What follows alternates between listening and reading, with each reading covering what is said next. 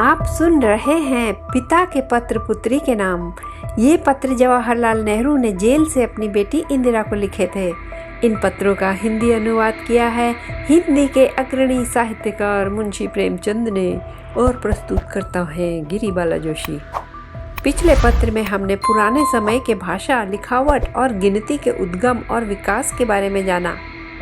इस पत्र में नेहरू बताते हैं कैसे आम लोग अलग अलग दर्जों में यानी क्लासेस में बंट गए।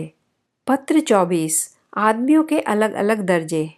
लड़के, लड़कियों और सयानों को भी इतिहास अक्सर एक अजीब ढंग से पढ़ाया जाता है। उन्हें राजाओं और दूसरे आदमियों के नाम, लड़ाइयों की तारीखें याद करनी पड़ती हैं, लेकिन दरअसल इतिहास लड़ाइयों का या थोड़े से राजाओं या सेनापतियों का नाम नहीं है। इतिहास का काम यह है कि हमें किसी मुल्क के आदमियों का हाल बताए कि वे किस तरह रहते थे, क्या करते थे और क्या सोचते थे, किस बात से उन्हें खुशी होती थी, किस बात से रंज होता था, उनके सामने क्या क्या कठिनाइयाँ आईं और उन लोगों ने कैसे उन पर काबू पाया। अगर हम इतिहास को इस तरह से पढ़ें तो हमें उससे बहुत सी बातें मालूम होंगी।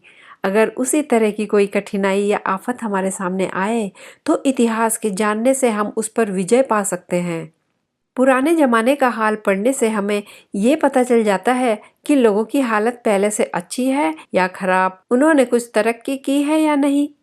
ये सच है कि हमें पुराने ज़माने के मर्दों और औरतों के चरित्र से कुछ न कुछ सबक लेना चाहिए, लेकिन हमें ये भी जानना चाहिए कि पुराने ज़माने में भिन्न भिन्न जाति के आदमियों का क्या हाल था।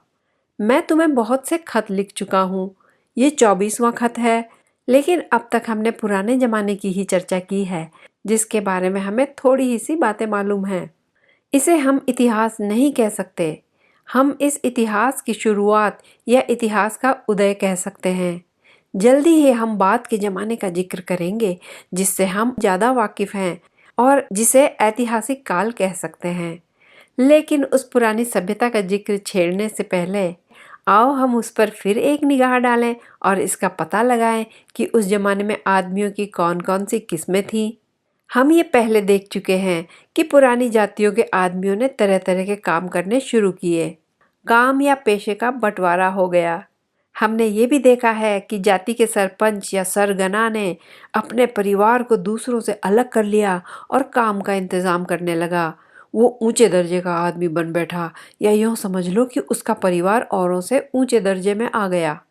इस तरह आदमियों के 2 दर्जे हो गए, एक इंतज़ाम करता था, हुक्म देता था, और दूसरा असली काम करता था। और ये तो जाहिर है कि इंतज़ाम करने वाले दर्जे का इख्तियार ज़्यादा था और इसके ज़ोर से उन्होंने वो सब चीज़ें ले ली जिन पर वो हाथ बढ़ा सके। वे ज़्यादातर मालदार हो गए और काम करने वालों की कमाई को दिन ब दिन ज़्यादा हड़पने लगे। इसी तरह ज्यों ज्यों काम की बाँट होती गई और दर्जे पैदा होते गए। राजा और उसका परिवार तो था ही, उसके दरबारी भी पैदा हो गए। वे मुल्क का इंतज़ाम करते थे और दुश्मनों से उसकी हिफाजत करते थे। वे आमतौर पर कोई दूसरा काम नहीं करते थे।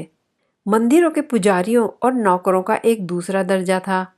उस जमाने में इन लोगों का बहुत रौब-दाब था और हम उनका जिक्र फिर करेंगे। तीसरा दर्जा व्यापारियों का था। ये वे सौदागर लोग थे जो एक मुल्क का माल दूसरे मुल्क में ले जाते थे, माल खरीदते थे और बेचते थे और दुकानें खोलते थे। चौथा दर्जा कारीगरों का था, जो हर एक किस्म की चीज़ें बनाते थे, सूत काटते और कपड़ा बुनते थे, मिट्टी के बर्तन बनाते थे, पीतल के बर्तन गढ़ते थे, सोने और हाथी दांत की चीज़ें बनाते थे और बहुत से और काम करते थे। ये लोग अक्सर शहरों में या शहरों के नज़दीक रहते थे, लेकिन बहुत से देहातों में भी बसे हुए थे। सबसे नीचा दर्जा उन किसानों और मज़दूरों का था जो खेतों या शहरों में काम करते थे। इस दर्जे में सबसे ज़्यादा आदमी थे और सभी दर्जों के लोग उन्हीं पर दांत लगाए रहते थे और उनसे कुछ न कुछ ऐंठते रहते थे। इन शब्दों के साथ ये पत्र समाप्त होता है। अगले पत्र में नेहरू बताते हैं कैसे धीरे धीरे समाज में राजा, मंदिर और पुजारी के प्रभाव और अत्याचार बढ़ते गए। इस चैनल पर आपको नेहरू जी से संबंधित हर तरह की जानकारी मिलेगी। आप मेरे वीडियोस को लाइक करके तथ्यपरक ऐतिहासिक जानकारी ज़्यादा लोगों तक पहुंचा सकते हैं। गिरिबाला जोशी को दीजिए इजाज़त। नमस्कार।